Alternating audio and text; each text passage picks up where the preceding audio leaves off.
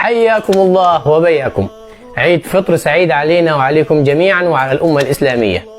يا ترى ليه عيد الفطر 3 أيام وعيد الأضحى 4 أيام؟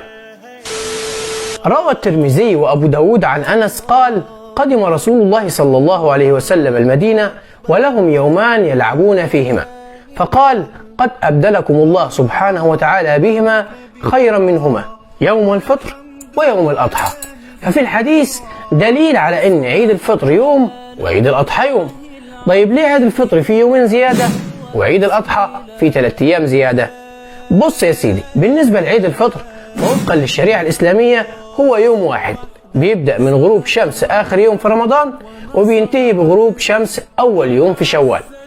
أما الأيام اللي بعد كده فدول بتحددهم الأعراف الخاصة بكل دولة.